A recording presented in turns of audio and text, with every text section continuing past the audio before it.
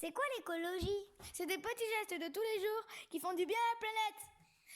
J'aime ma planète, ouais! Ben moi non. Ben ça va, je rigole. Salut vous, j'espère que vous allez bien. On se retrouve pour une nouvelle vidéo autour du zéro déchet dans ma cuisine. Et je vous propose une 4e vidéo sur 5 nouveaux gestes à mettre en place dans la cuisine pour pouvoir réduire vos déchets ou tout simplement pour avoir une consommation un petit peu plus responsable. Parce que, comme moi, vous devez très certainement vous rendre compte qu'on a vraiment un gros problème avec la consommation. On est dans la surconsommation, on est dans l'étalage des richesses. Ne serait-ce que dans les grandes surfaces, quand on va au rayon yaourt, on a 15 000 références. Voilà, il y a 15 000 références de yaourt différentes. À la fin, tu sais même plus lesquelles choisir et tu demandes à tes gamins de faire comme dans la cour de récré, ploum ploum, lequel on va manger ce soir. L'idée de cette vidéo, c'est de pouvoir vous partager des petites astuces, des petites alternatives qu'on peut mettre en place, des petites choses qu'on peut mettre en place au quotidien chez nous pour essayer de réduire nos déchets, d'avoir une consommation un petit peu plus responsable. Et la première des astuces de cette vidéo, c'est tout simplement d'acheter des fruits et des légumes de saison. Oui, je sais, ça fait à peu près 4850 fois que vous entendez ce vieux refrain, mais pour être honnête, c'est la seule façon de pouvoir consommer et réduire son impact écologique. Parce que lorsqu'on achète des tomates qui sont produites à l'autre bout du monde, forcément, il y a du transport, les produits sont traités avec des engrais, etc.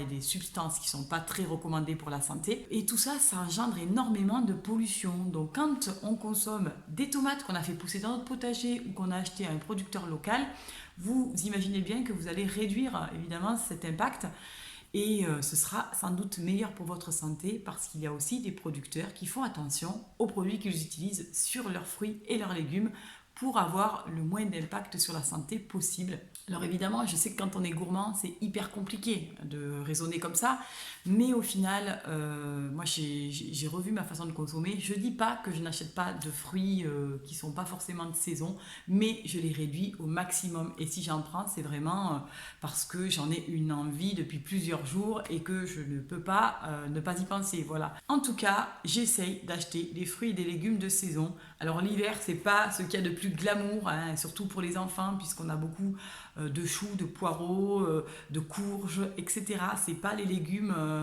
qui vont fantasmer les enfants, mais en tout cas, ce sont des légumes de saison. On les trouvera plus facilement chez nos producteurs locaux. On va pouvoir à la fois permettre à des producteurs, petits producteurs, de vivre de leur passion, à la fois nous de pouvoir manger plus sainement, parce qu'il y aura peut-être eu moins de traitements et aussi réduire notre impact écologique, puisque les légumes et les fruits auront fait beaucoup moins de kilomètres pour atterrir dans nos assiettes. Donc c'est mon premier conseil, essayez d'acheter des légumes et des fruits bio de préférence et locaux. La deuxième astuce que j'avais envie de vous proposer, c'est de louer votre électroménager. Alors moi, j'ai pas eu l'occasion de le faire. En général, je demande plutôt à ce qu'on me prête du matériel quand j'en ai pas, ou j'en prête aussi si on m'en demande. Par exemple, moi, je mange peut-être une fois dans l'an de la fondue. Et la fondue, j'ai pas d'appareil à fondue. Donc quand j'ai envie d'une fondue, je demande à ma famille, mon entourage, si quelqu'un veut bien me prêter son appareil. Et en général, je trouve toujours quelqu'un d'assez sympa pour me prêter son appareil électroménager. Et du coup, ça me permet d'éviter d'avoir à en acheter. Et inversement, à mon tour, je prête du matériel si quelqu'un me le demande.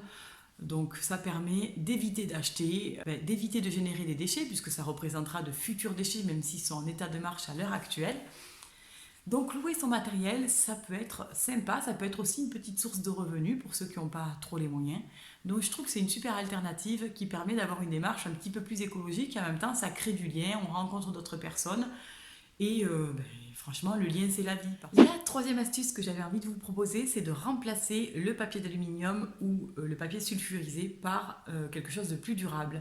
Alors moi, par exemple, j'ai acheté des petits tapis en silicone comme ça que je réutilise. Donc celui-ci, je l'ai depuis quelques mois déjà et je le réutilise. Je n'achète plus de papier d'alu, plus de papier sulfurisé. Je fais tout sur ces petites plaques.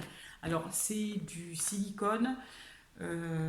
Vérifiez quand même qu'ils ne contiennent pas de bisphénol A et d'autres produits un petit peu tendancieux. Néanmoins, si j'avais vraiment un conseil plutôt bon pour la santé à vous donner, c'est utiliser du papier sulfurisé compostable que vous pourrez mettre au composteur et qui se transformera en engrais. Je n'ai pas suffisamment de retours sur ces petits tapis en silicone pour vous dire s'il y a un impact sur la santé ou pas. J'ai pas épluché toutes les études qui ont été faites. Quant au papier d'alu, évidemment, il est à bannir puisque il y a de nombreuses études qui le prouvent. C'est un neurotoxique, donc au contact de la chaleur, il est très dangereux pour la santé et il y a des microparticules qui vont en fait dans notre alimentation et on ingère ces microparticules et c'est pas vraiment recommandé si vous avez envie d'être en bonne santé. Donc si vous voulez réduire vos déchets, optez plutôt pour quelque chose de compostable ou de réutilisable. Un quatrième geste aussi qui vous permettra de réduire vos déchets, c'est de fabriquer des tawashi. Les tawashi, c'est ces petites éponges qui sont tressées. Alors celles-ci, je les fabriquais avec des collants opaques que j'avais achetés, que je n'ai jamais portés. Et donc j'ai découpé ces 2 paires de collants. Et j'en ai fait des petits tawashi. Ce n'est pas très compliqué à faire, il suffit de tresser le tissu. J'essaierai de vous mettre en barre d'informations un tuto si j'en trouve un sur YouTube. C'est hyper résistant, celui-ci ça fait peut-être plus d'1 an et demi que je l'ai et il n'a pas bougé. Il a la même fonction qu'une éponge classique. Le seul petit problème, c'est qu'il n'y a pas de gratounette. Vous savez, le côté un petit peu rugueux qui permet de gratter vos casseroles un peu incrustées et de tout décrocher. Et du coup, j'achète quand même une éponge, mais lorsque je choisis mon éponge, je veille à ce que ce soit une éponge qui soit faite en matériaux recyclés et ça existe, vous en trouverez notamment à La Vie Claire. Mais le tawashi c'est la vie, on l'utilise, c'est hyper pratique, c'est assez durable, alors que lorsque j'utilisais des éponges classiques, c'est vrai que je les jetais tous les 1 mois et demi, parfois elles tenaient un petit peu plus longtemps, mais souvent elles se désagrègent dans le temps. Donc franchement, optez pour quelque chose de plus durable. Un tawashi, c'est rien à faire, ça demande 0 investissement puisque vous pouvez prendre de vieux vêtements et les tresser vous-même. Honnêtement, c'est vraiment un geste qui vous permettra de réduire vos achats d'éponges et mine de rien, une éponge après une éponge, mis à bout tout au long de l'année, ça fait quand même un budget que vous pourrez réinjecter ailleurs dans quelque chose qui vous fera peut-être plus plaisir. Pour terminer, si vous avez des enfants, pour les goûter par exemple, je vous conseille vraiment de cuisiner vous-même les gâteaux de vos enfants. Pourquoi ? Parce que d'abord, les gâteaux que l'on achète en grande surface, les gâteaux classiques qui sont en plus destinés à un public d'enfants sont souvent bien trop gras, bien trop sucrés. Il y a de nombreuses études qui ont été faites sur leur composition et qui le prouvent. D'ailleurs, on en parle régulièrement dans les reportages autour de l'alimentation, Capital, Envoyé spécial, etc. Et qui plus est, lorsque vous faites des goûters à vos enfants, ça prend très peu de temps pour faire des cookies. Il ne vous faut pas plus de 15 minutes, honnêtement, j'en fais régulièrement et c'est très rapide à faire. C'est vachement meilleur, les enfants ils les dévorent en général.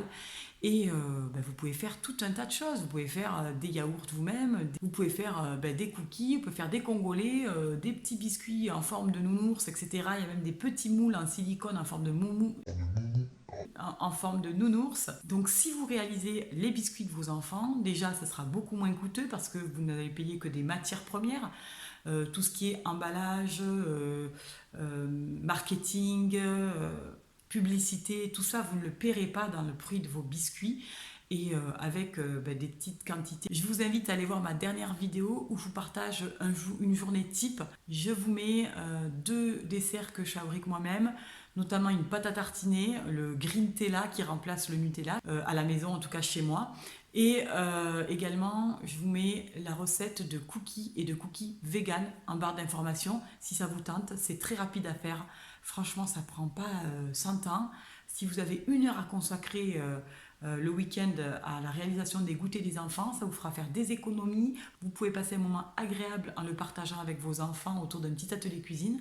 Et en plus, ce sera 100 fois meilleur pour leur santé. Voilà pour les 5 nouveaux petits gestes que j'avais envie de vous proposer. J'espère que ça vous aura donné des idées. N'hésitez pas à commenter et à me partager vos sentiments en barre d'informations. Ça me fait toujours très plaisir de lire vos commentaires, qu'ils soient bienveillants, sympas ou même un peu piquants parfois. J'avoue que ça me fait bien rire.